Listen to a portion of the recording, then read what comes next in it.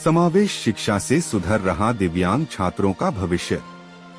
समावेशी शिक्षा ऐसी शिक्षा प्रणाली है जहां एक सामान्य छात्र एक दिव्यांग छात्र के साथ विद्यालय में अधिकतर समय बिताता है। शिक्षा का समावेशीकरण यह बताता है कि विशेष शैक्षणिक आवश्यकताओं की पूर्ति के लिए एक सामान्य छात्र और एक दिव्यांग को समान शिक्षा प्राप्ति के अवसर मिलने चाहिए। देखिए खास रिपोर्ट।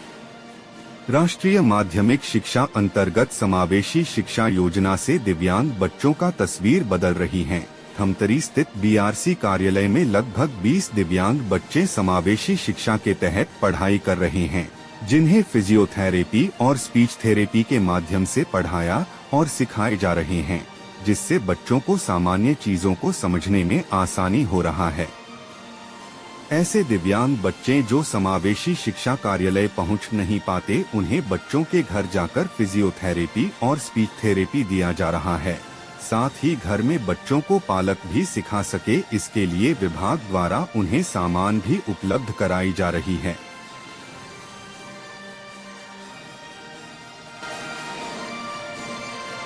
अब क्या करना है, ये राइट में चाहिए,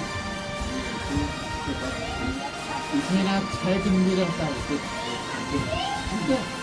तो यहाँ से ऐसे दबाते जाएंगे, ये एक ऐसे बचते जाएगा, 2 3 जो लगाएगा ना उसको समझ में आता है, 4 5 6, ठीक है। घ और ये क्या है? घर के आसपास क्या क्या चीजें हैं? और देख तो पेड़ भी है, क्या है ना पेड़? हाँ, और क्या है? ये क्या है? ये दरवाजा। क्या है? अच्छे से बोलो। राजा, दरवाजा। हाँ, गुड। और तुम्हारे घर में कितने इसको है एलडीपी बोल सकते हैं, और ये मेंटली जो है रिटार्डेड है, मतलब इंटेलेक्चुअल डिसेबिलिटी जो हमारी 21 दिव्यांगताओं में शामिल है। तो वो बच्चा क्या है, बोलता तो है पर कुछ चीज़ें समझ नहीं पाता है तो समझा नहीं पाता है लोगों को, है ना। तो हमको उसको बताना है कि ये जैसे ये पपीता है, हम इसको बताएं, इसको सिर्फ पता है कि ये पपीता है, पर पपीता क्या है, फल है, इसको कैसे खाते हैं, उसके बारे में उसको एक्सटेंड करके बताना। तो ये हमारी एक थेरेपी का प्रोसेस है, हम बोल सकते हैं। इसके थ्रू हम इसको स्पीच थेरेपी देंगे, जिससे वो चीज़ों के बारे में ज़्यादा जाने और सीखे। और केला में बोल रहे हैं तेला, तो का के जगह वो ता वर्ड यूज कर रहे हैं। तो हमको कैसे सिखाना है इसको? चलो दिखाओ, आ करो। का हाँ, फिर से बोलो। आ जीभ ऊपर करो। हाँ, और आगे लेके आओ जीभ। के ला। तो हम उसको ऐसे सिखा के शब्दों को करेक्ट करना सिखाते हैं, ताकि वो का की जगह ता ना बोले, तो केला को तेला ना बोले। ऐसे बहुत सारे शब्द हैं जो ये करेक्ट नहीं कर पाता है। तो मेरे को बच्चा है वो सेरिब्रल पाल्सी वाला है, ये अभी 11 साल का है। अभी पहले तो ये ठीक से बैठ भी नहीं पाता था, लेकिन अभी उनकी थेरेपी इसकी रेगुलर इनके परिवार वालों ने भी कंटिन्यू कराई है, हमारे देखने से पहले भी। इसलिए आज की डेट में वो बैठ पाता है, पर अभी उसका बैलेंस नहीं है। तो हम बॉल एक्सरसाइजेस से और अलग अलग इक्विपमेंट यूज़ करके उनको बैलेंस सिखाते हैं। जो इनका शरीर है, अगर ठीक से हम रेगुलर एक्सरसाइज नहीं करा पाते तो उसमें कड़ापन आने लगता है। तो उसको प्रिवेंट करने के लिए हम रेगुलर स्ट्रेचिंग देते हैं, मोबिलाइजेशन कराते हैं, शोल्डर है, हिप है, घुटनों का है, उसके साथ इनकी एक्सरसाइजेस भी कराते रहते हैं रेगुलर। और घर पे भी इनको सिखाया जाता है कि कैसे इनको घर में दिनचर्या में जो छोटी छोटी चीज़ें हैं जिसको ये खुद से कर सके, उनके पेरेंट्स को भी सिखाते हैं, ताकि वो चीज़ घर पे भी करे। ऐसा ना हो कि यहीं पे थेरेपी में ही आके करें और घर जाके वो चीज़ ना हो, तो उनके रूटीन में नहीं आती। तो वैसे हम सिखाते हैं कि यहाँ पे हो और वो जाके घर में भी अपने खुद के काम खुद से कर सकते। ये एक्सरसाइज हम उनको सिखाते हैं ना। सबको क्रिकेट बहुत पसंद है, तो छक्का कैसे मारते हैं, आउट कैसे होता है, सबको बता दो कैसे होता है आउट।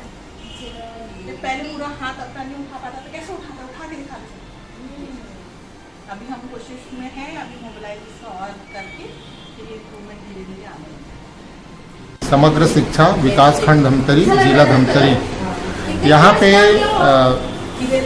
जो दिव्यांग बच्चे हैं, हमारे सरकारी स्कूलों में जितने भी स्कूल हैं वहाँ पे विभिन्न प्रकार के, जैसे कि टोटल ब्लाइंड, लो विज़न, CP, MR, मतलब आजकल उसको आईडी कहा जाता है। आईडी माने इंटेलेक्चुअल डिसेबिलिटी है ना, और hearing impairment, speech and language impairment, तो कुष्ठ रोग मुक्त, इनको भी अब 2016 जो अधिनियम आया उसके अंतर्गत 21 प्रकार की दिव्यांगता है। तो उस सभी दिव्यांगताओं को हमारे पास के जो सरकारी स्कूल है जहाँ पे बच्चा है वहीं पास के सरकारी स्कूल में उसको एडमिशन कराना, क्योंकि शिक्षा का अधिकार अधिनियम के तहत इन बच्चों का पास के साला में समावेशी शिक्षा के तहत दर्ज किया जाता है।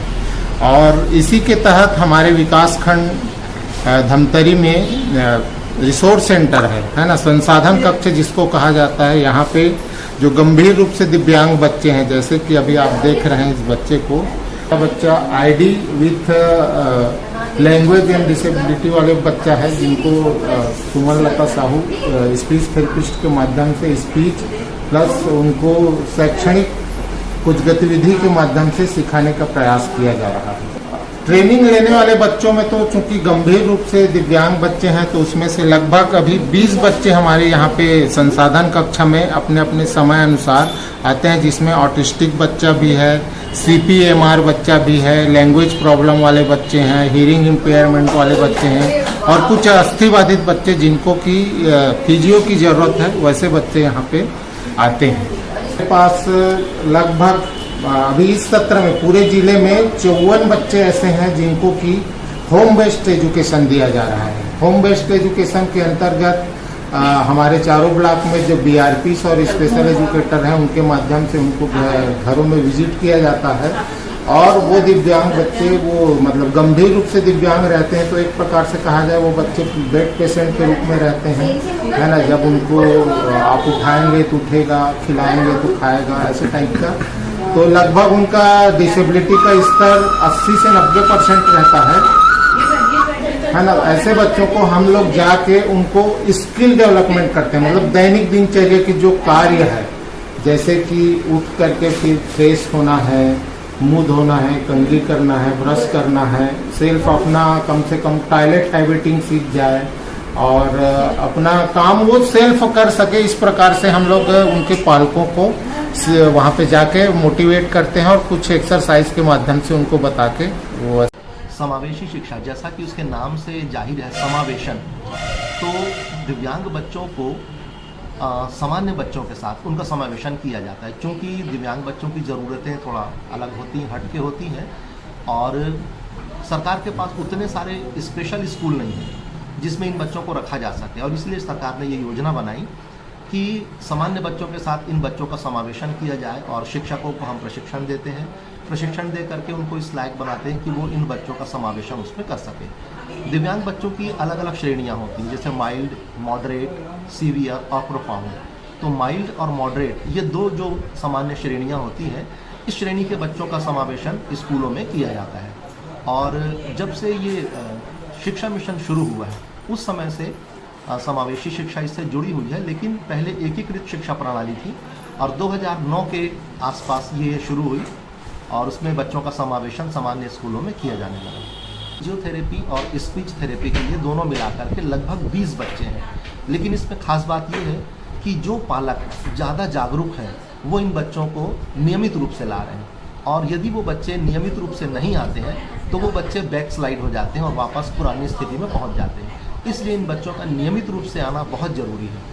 इसके माध्यम से मैं पालकों से अपील करना चाहता हूं कि यदि उनके घर परिवार में ऐसे दिव्यांग बच्चे हैं जिनको फिजियोथेरेपी या स्पीच थेरेपी की ज़रूरत है, तो वो राजीव गांधी शिक्षा मिशन के BRCC कार्यालय जो रुद्री रोड पर स्थित है, यहाँ संपर्क कर सकते हैं और यहाँ पर आपको थेरेपी प्रदान की जाएगी, वो भी बिल्कुल निःशुल्क। बाकी लोग बाहर जाओ। 2 3 4 5 6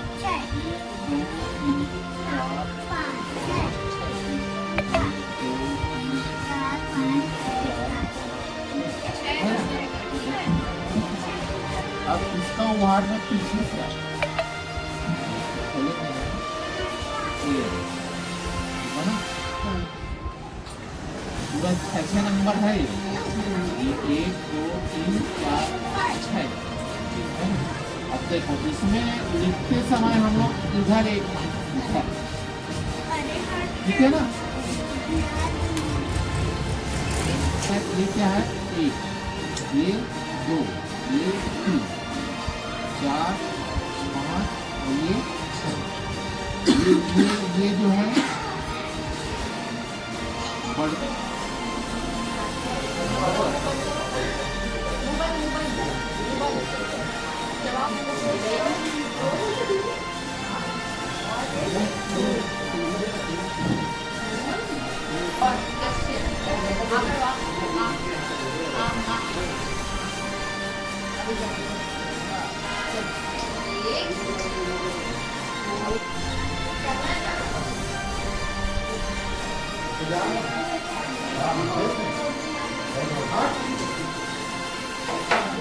धन्यवाद। बीच बीच में और आए मैं आपके व्हाट्सएप नंबर बता दें। हाँ बिल्कुल